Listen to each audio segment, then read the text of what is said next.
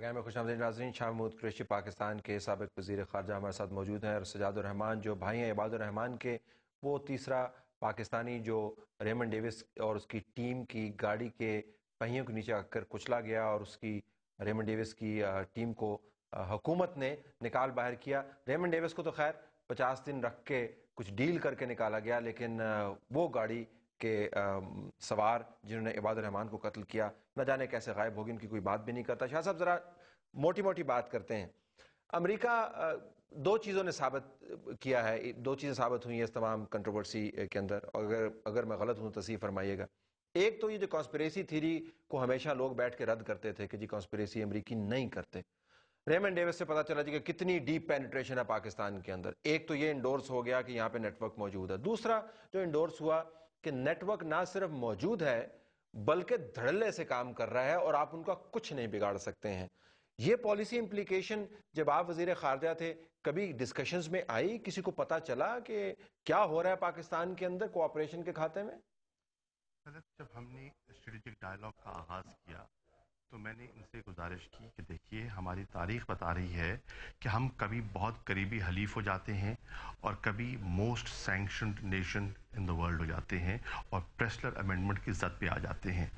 یہ جو pendulum swing کرتا ہے ایک ڈائریکشن سے دوسری ڈائریکشن میں، اس سے پاکستان کے لوگوں کا امریکہ کے بارے میں جو اعتماد ہے وہ جو ہے وہ جسے کہتے ہیں وہ ہل چکا ہے. اس کو بحال کرنے کی ضرورت ہے. اس کے لیے آپ کے لوگوں کے ہارٹس اینڈ مائنڈز کو جیتنا ہوگا. کوئی بھی تعلقات دیر پا اور گہرے تبھی ہوں گے، اسٹریٹجک تبھی ہوں گے جو پبلک سینٹیمنٹ کو ساتھ لے کر چلیں گے. اب دیکھیں چین کی مثال ہے. چین میں حکومتیں بدلتی رہتی ہیں، پاکستان میں حکومتیں بدلتی رہتی ہیں، افراد بدلتے رہتے ہیں، لیکن اعتماد کا فقدان نہیں آتا کیونکہ کنسسٹنسی ہے. لوگ ایک قطع کلام ہے شاہ صاحب، لیکن یہ تو آپ ان کو اچھی باتیں بتا رہے تھے نا، لیکن کیا آپ نے محسوس کیا اس وقت کہ جب آپ ان کو اچھی باتیں بتا رہے تھے تو اس وقت ریمنڈ ڈیوس جیسے لوگ جو ہیں پاکستان کے اندر نہ جانے کیا آپریٹ کر رہے تھے؟ میں جاننا چاہ رہا ہوں کہ فارن پالیسی کے ہیڈ کی حیثیت سے، ایک ایسے فرد کی حیثیت سے جو اسٹریٹجک ڈائلاگ کی ہر اہم میٹنگ کے اندر بیٹھا ہے، جو اسٹریٹجک ڈائلاگ کے پیپرز کی ترتیب کے اندر جس نے اپنا حصہ ڈالا ہے، کیا کسی وقت یہ احساس ہوا کہ پاکستان کے اندر امریکی سیکرٹ نیٹ ورک جو ہے وہ کتنا پھیل چکا ہے؟ کیا کسی کو ادراک یہ تھا یا سب نے منہ دوسری طرف کیا ہوا تھا؟ دیکھیے ایک احساس تو امریکیوں کے اندر بھی پیدا ہو چکا تھا کہ جو ٹرسٹ ڈیفیسٹ ہے اس کو کم کیے بغیر آگے بڑھ نہیں سکتے. اور وہ ٹرسٹ ڈیفیسٹ کا اعتراف ایمبیسڈر ہالبروک نے بھی کیا. اور آپ کو ریکارڈ پہ بات ہے، میں نے اپنی پریس کانفرنس میں جو دفتر خارجہ میں کی تھی میں نے ٹرسٹ ڈیفیسٹ کا ذکر کیا تھا. But did we know شاہ صاحب، let me repeat، کیا ہمیں پتا تھا کہ امریکی ایک پیرلل پرائیویٹ پالیسی چلا رہے ہیں جس کا اسٹریٹجک ڈائلاگ سے اور خوش گفتاری سے کوئی تعلق نہیں ہے؟ ڈڈ وی نو؟ آپ ڈیسیژن میکر تھے، کیا ہمیں معلوم تھا یا ہمیں نہیں معلوم تھا؟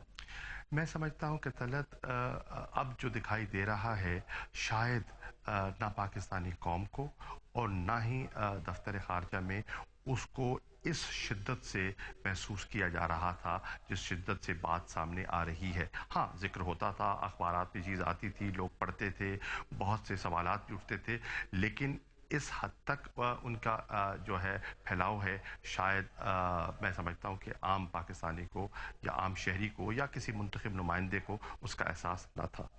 شاہ صاحب کتنی شدت سے اب یہ احساس ہوا ہے آپ کو؟ میں سمجھتا ہوں کہ مجھے اس کا احساس بھی ہوا ہے اور دکھ بھی ہوا ہے کہ جو مجھ سے کہا گیا کہ ماضی کی غلطیاں نہیں دہرائیں گے اور جو ہم سے ماضی میں غلطیاں ہوئیں ان کو ہم بالائے طاق رکھ کے ایک انڈیورنگ پارٹنرشپ پاکستان کے ساتھ قائم کرنا چاہتے ہیں.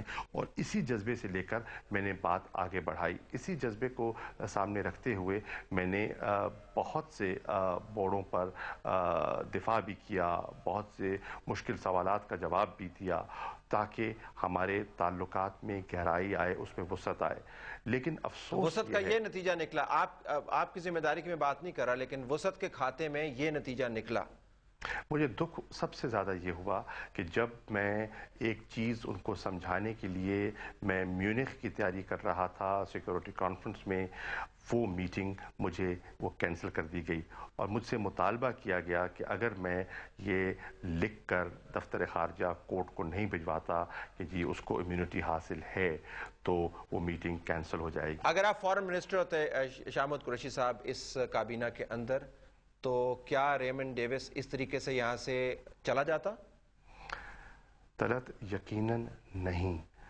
मेरे स्टैंड पर मैंने हुकूमत को कन्विंस किया, कायल किया कि हमें अदालत की तरफ रुजू करना चाहिए।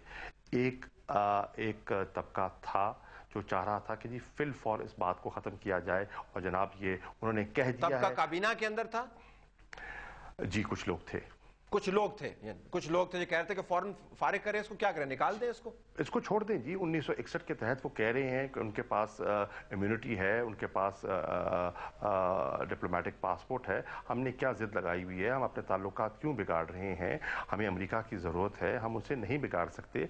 लेकिन मैंने जो सिचुएशन को रीड किया, मैंने ईमानदारी से कहा ये बहुत बड़ी कोताही होगी, उसका एक रिएक्शन होगा, हुकूमत के लिए मुनासिब नहीं होगा, पार्टी के लिए मुनासिब नहीं होगा, पाकिस्तान के लिए मुनासिब नहीं होगा, ऐसा नहीं होना चाहिए। और बिल आखिर फिर हुकूमत ने उस राय को अडॉप्ट किया और कहा कि हाँ मसला अदालत में है और फैसला अदालत करेगी। सजाद रहमान साहब, जरा ये बताइएगा, अब आपने मामला किस तरह लेके आगे चलना है? सर हम तो पुरअमन एहतजाज के तौर पर भी और अपने लॉयर के मशवरे के मुताबिक भी हम जो होगा वो करेंगे।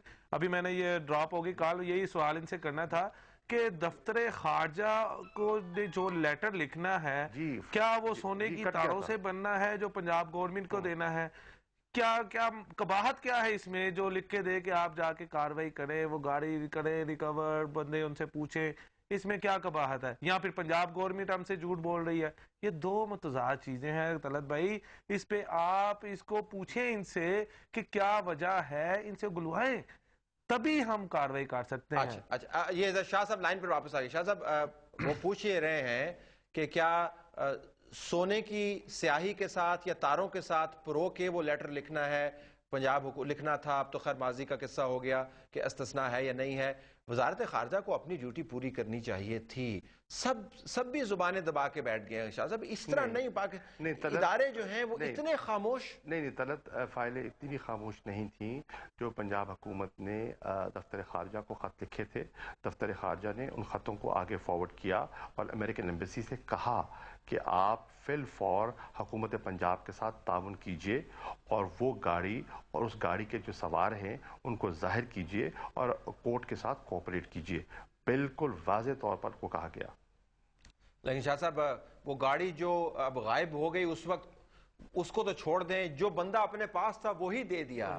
देखिए वो और चीज़ है, वो आप बजा फरमा रहे हैं, वो एक और चीज़ है। और मैं अर्ज़ कर रहा हूँ ना कि बहुत सी सोचें कार फरमा थीं। जो हमारा रोल था, दफ्तर खारजा का रोल था, और मैं यहाँ ईमानदारी से कहना चाहूँगा कि दफ्तर खारजा के जो ऑफिसर्स मेरे साथ काम कर रहे थे उन्होंने ऑनेस्टली दयानतदारी से मुझे ब्रीफ किया और बिल्कुल उनमें हो सकता है उन पे बाद में बहुत दबाव डाला गया हो और मुश्किलात का उनको सामना करना पड़ रहा हो, लेकिन उनने मुझसे कोई चीज़ छुपाई नहीं, मुझे वाज़ेह तौर पर बता दिया था कि क्या पोजीशन है। एक क्वेश्चन पूछना चाहूँगा, क्या आपने वो लेटर पंजाब गवर्नमेंट को इशू किए थे? पंजाब गवर्नमेंट ने जो लेटर्स लिखे थे जी उसका आपने रिप्लाई किया था कि हमसे तावन काउंसलेट नहीं कर रहा। जी। वो लेटर्स हमने फॉरवर्ड किए थे टू दी अमेरिकन एम्बेसी और उनसे दरख्वास्त की थी कि हुकूमत पंजाब की दरख्वास्त पर उनके साथ तावन किया जाए। नहीं तो ये पंजाब गवर्नमेंट को आपने उसका वो लेटर का डुप्लीकेट या कोई ऐसी चीज नहीं दी इशू की कि भाई जाए आप, ये हमने लेटर लिखा है, आप इस पे जाके उनसे बात करें, कार्रवाई करें? क्या इस मुतल्लिक़ कोई बात नहीं हुई सर? नहीं, मैं आज कर रहा हूँ ना कि जो उन्होंने कहा हमने आगे कन्वे किया और हमने उनकी जो मुतालबा था, जो वो तावन की दरख्वास्त कर रहे थे, हमने आगे पास ऑन किया। Let me intervene. शाह साहब आपका बहुत शुक्रिया, सजाद रहमान साहब आपका बहुत शुक्रिया। नाज़रीन वक्त हमारे पास खत्म हो चुका, हम ब्रेक के बाद वापस आएंगे और तज्जिया अपना करेंगे किसने किसको क्या कहा। अब बाजी का किस्सा है, जो अमेरिका ने कहा वो उसने कर दिखाया اور جو ہم نے کمٹ کیا تھا اپنے لوگوں کے ساتھ وہ ہم نہیں کر پائے۔ ریاست کا امتحان تھا، میں نے کل بھی کہا ریاست فیل ہو گئی، اداروں کا امتحان تھا، ادارے فیل ہو گئے، عدلیہ کا امتحان تھا، آرمی کا امتحان تھا، ISI کا امتحان تھا، اور الیکٹڈ قیادت کا امتحان تھا۔ اتنا بڑا امتحان نہیں تھا۔ امریکہ کے ساتھ اگر آپ قانونی زبان میں بات کریں تو باوجود اس کے کہ آپ کے ہاتھ پھیلے ہوئے ہیں وہ بات آپ کی سن سکتے ہیں، بات کر کے تو دیکھیں، لیکن کرے کون؟ بریک کے بعد ہم واپس آئیں گے اور ناظرین کچھ تجزیہ کریں گے، پروگرام کو کنکلوڈ کریں گے۔